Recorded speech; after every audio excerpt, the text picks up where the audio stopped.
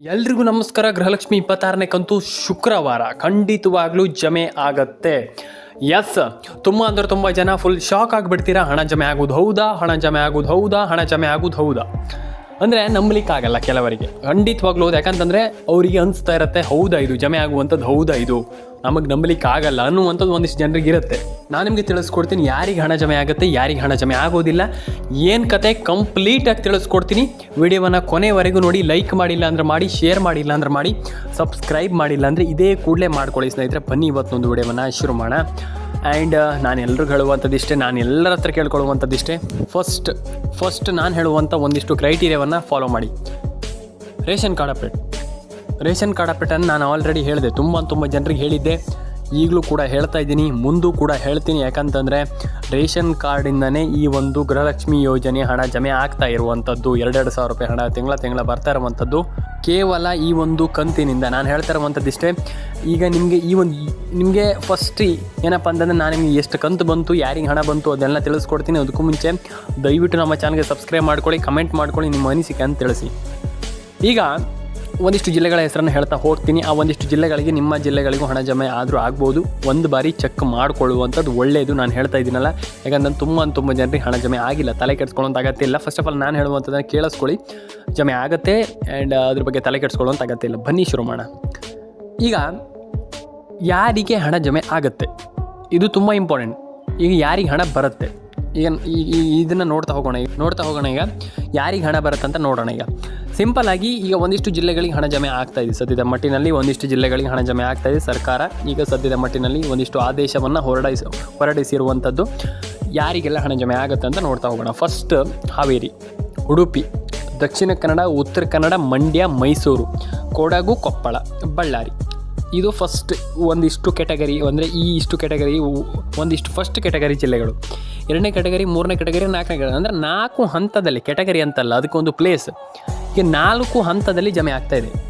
ಅಂದರೆ ಈಗ 4 ಹಂತದಲ್ಲಿ ಒಂದೊಂದು ಜಿಲ್ಲೆಗಳಿಗೆ ಅಂತಲ್ಲ, ಒಂದನೇ ಹಂತದಲ್ಲಿ 5 ಜಿಲ್ಲೆ, 2ನೇ ಹಂತದಲ್ಲಿ 5 ಜಿಲ್ಲೆ, 3ನೇ ಹಂತದಲ್ಲಿ 5 ಜಿಲ್ಲೆ, 4ನೇ ಹಂತದಲ್ಲಿ 5 ಜಿಲ್ಲೆ. ಈ ರೀತಿ ಸಿಸ್ಟಮ್ಯಾಟಿಕ್ ಆಗಿ ಸರ್ಕಾರ ಸದ್ಯದ ಮಟ್ಟಿಗೆ ಒಂದಿಷ್ಟು ಜನರಿಗೆ ಹಣ ಜಮೆ ಮಾಡ್ತಾ ಇರುವಂಥದ್ದು. ಖಂಡಿತವಾಗ್ಲೂ ಖುಷಿಯಾಗುವಂಥ ವಿಚಾರ. ಯಾಕಂತಂದರೆ ತುಂಬ ಜನರಿಗೆ ಹಣ ಜಮೆ ಆಗಿಲ್ಲ, ಹಣ ಬಂದಿಲ್ಲ ಅನ್ನುವಂಥದ್ದು ಏನು ತಲೆ ಕೆಡಿಸ್ಕೊಳ್ಳೋಂಥ ಅಗತ್ಯ ಇಲ್ಲ.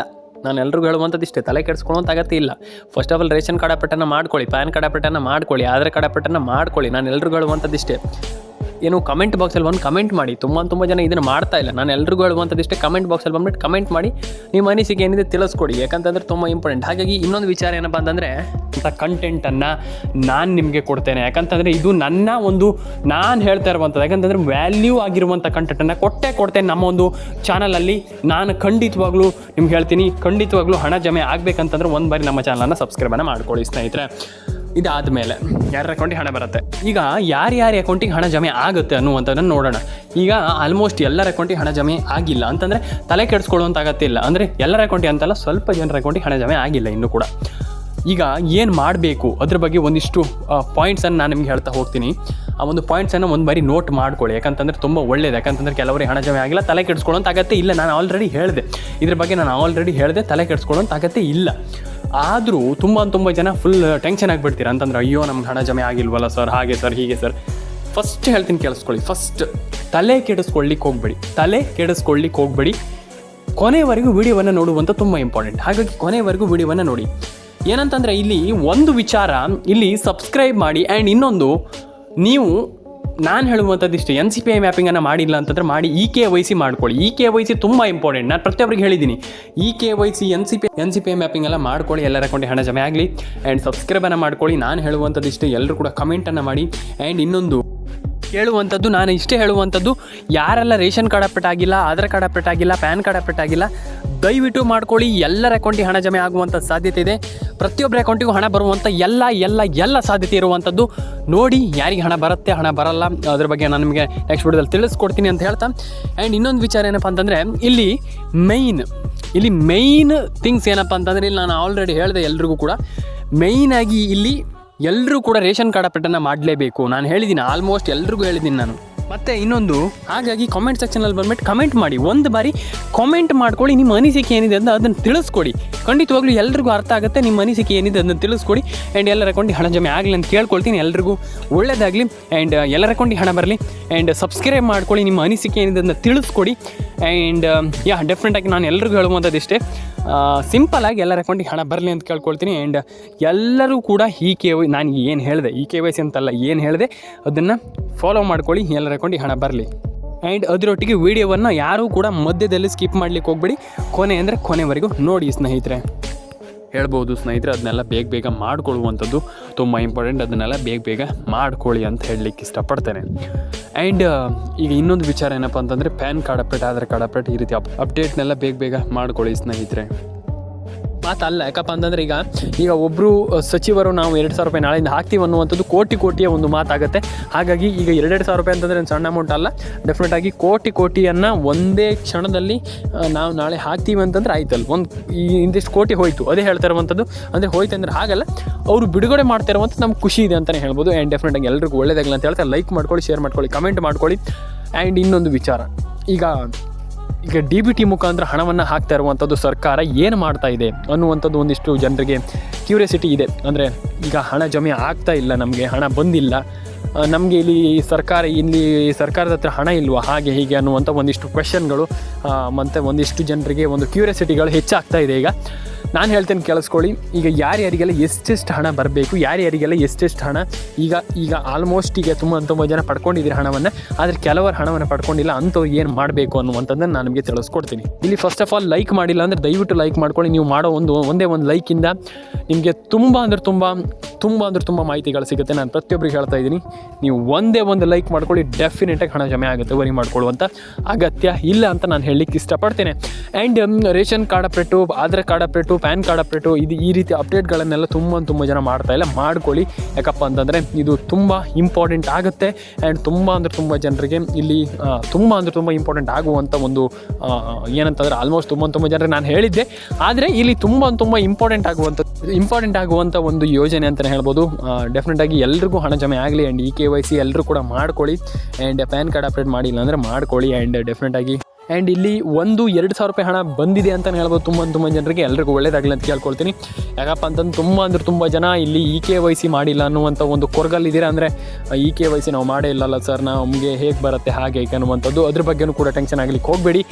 KYCನೂ ಕೂಡ ಡೆಫಿನೆಟಾಗಿ ಹಣ ಜಮೆ, ಅಂದರೆ KYCನೂ ಬೇಗ ಹಣ, ಅಂದರೆ ನಿಮ್ಗೆ KYC ಮಾಡಿದಿರ ಅಂತಲೇ ಡೆಫಿನೆಟಾಗಿ ಹಣ ಬರುತ್ತೆ. ಆ್ಯಂಡ್ KYCಯಿಂದ ಏನು ಕೂಡ ಟೆನ್ಷನ್ ಆಗುವಂಥ ವಿಚಾರ ಇಲ್ಲ. KYCನೂ ಕೂಡ ಮಾಡ್ಕೊಳ್ಳಿ ಎಲ್ಲರೂ ಕೂಡ.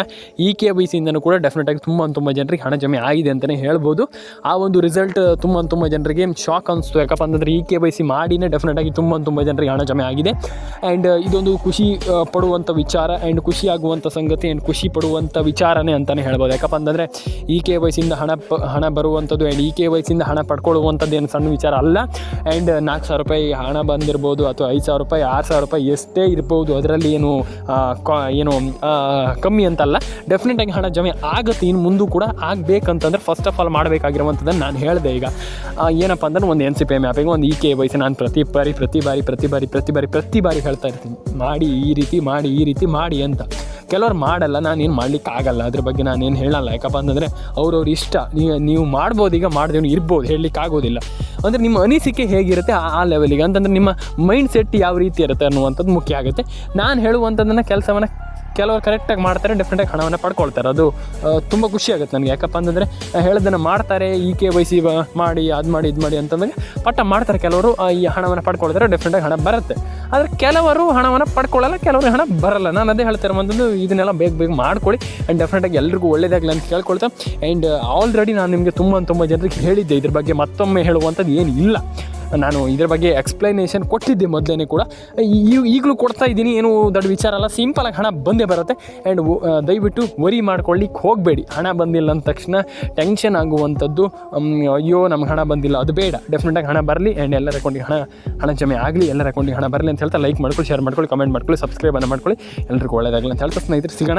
ಆ್ಯಂಡ್ ಇನ್ನೊಂದು ವಿಚಾರ ಏನಪ್ಪ ಅಂತಂದರೆ, ಕಮೆಂಟ್ ಮಾಡಿಲ್ಲ ಅಂದರೆ ದಯವಿಟ್ಟು ಮಾಡ್ಕೊಳ್ಳಿ. ನಿಮ್ಮ ಒಂದು ಅನಿಸಿಕೆ ಏನಿದೆ ಅದನ್ನು ಕಮೆಂಟ್ ಮಾಡಿ. ಮತ್ತು ಇನ್ನೊಂದು ಮೇಯ್ನಾಗಿ ಸಣ್ಣದೊಂದು ನಾನು ಇಲ್ಲೇ ಹೇಳಿಬಿಡ್ತೇನೆ ಸಿಂಪಲಾಗಿ, ಪೆನ್ಷನ್ ಹಣದ ಬಗ್ಗೆ ಒಂದಿಷ್ಟು ಜನ ನನಗೆ ಕಮೆಂಟ್ ಮಾಡಿದ್ರಿ, ಅಂದರೆ ಡಿ ಎಮ್ ಕೂಡ ಮಾಡಿದ್ರಿ ಆ್ಯಂಡ್ ಕಮೆಂಟ್ ಕೂಡ ಮಾಡಿದ್ರಿ, ಪೆನ್ಷನ್ ಹಣ ಬಂದಿಲ್ಲ, ಪೆನ್ಷನ್ ಹಣ ಬಂದಿಲ್ಲ, ಪೆನ್ಷನ್ ಹಣ ಬಂದಿಲ್ಲ, ಪೆನ್ಷನ್ ಹಣ ಬಂದಿಲ್ಲ ಅನ್ನುವಂಥ ಒಂದಿಷ್ಟು ಕ್ವೆಶ್ಚನನ್ನು ತುಂಬ ಜನ ಕೇಳಿದ್ರಿ. ಪೆನ್ಷನ್ ಹಣ ಬಂದಿಲ್ಲ ಸರ್ ಅನ್ನುವಂಥದ್ದು. ಯಾಕೆ, ಯಾರಿಗೆ ಹಣ ಬರ್ತಾ ಇಲ್ಲ ಅನ್ನುವಂಥ ಒಂದಿಷ್ಟು ಮಾತನ್ನು ಒಂದಿಷ್ಟು ಜನ ಕೇಳಿದ್ರಿ, ಒಂದಿಷ್ಟು ಜನ ಹೇಳಿದ್ರು, ನನಗೆ ಹೇಳಿದರು ಆಲ್ಮೋಸ್ಟ್ ತುಂಬ ಜನ. ಪೆನ್ಷನ್ ಹಣ ಈಸಿಯಲ್ಲಿ ಹಣ ಬರುತ್ತೆ, ನಿಮ್ಗೆ ಯಾರು ಹೇಳಿದ್ದು ಬರಲ್ಲ ಅಂತ. ಡೆಫಿನೆಟಾಗಿ ಹಣ ಜಮೆ ಆಗುತ್ತೆ. ಈಗ ಸದ್ಯದ ಪರಿಸ್ಥಿತಿಯಲ್ಲಿ ಹಣ ಬರ್ತಾಯಿದೆ, ತುಂಬ ಜನರಿಗೆ ಹಣ ಜಮೆ ಆಗಿಲ್ಲ ಅನ್ನುವಂಥ ಒಂದಿಷ್ಟು ಮಾತು ಇಲ್ಲ. ಡೆಫಿನೆಟಾಗಿ ಹಣ ಬರುತ್ತೆ, ನೀವು ವರಿ ಮಾಡ್ಕೊಳ್ಳುವಂಥದ್ದು ಏನಿಲ್ಲ. ಪೆನ್ಷನ್ ಹಣ ಜಮೆ ಆಗುತ್ತೆ ಆ್ಯಂಡ್ ಎಲ್ಲರ ಅಕೌಂಟಿಗೆ ಹಣ ಬರಲಿ. ಆ್ಯಂಡ್ ಪೆನ್ಷನ್ ಹಣ ಬಂದಿಲ್ಲ ಅಂತಂದರೆ ದಯವಿಟ್ಟು ಒಂದು ಬಾರಿ ಕಮೆಂಟ್ ಬಾಕ್ಸಲ್ಲೇ ಕಮೆಂಟ್ ಮಾಡಿ. ಆ್ಯಂಡ್ ಎಲ್ರಿಗೂ ಒಳ್ಳೇದಾಗಲಿ ಅಂತ ಕೇಳ್ಕೊಳ್ತೀನಿ. ಆ್ಯಂಡ್ ಎಲ್ಲರ ಅಕೌಂಟಿಗೆ ಹಣ ಬರಲಿ ಅಂತ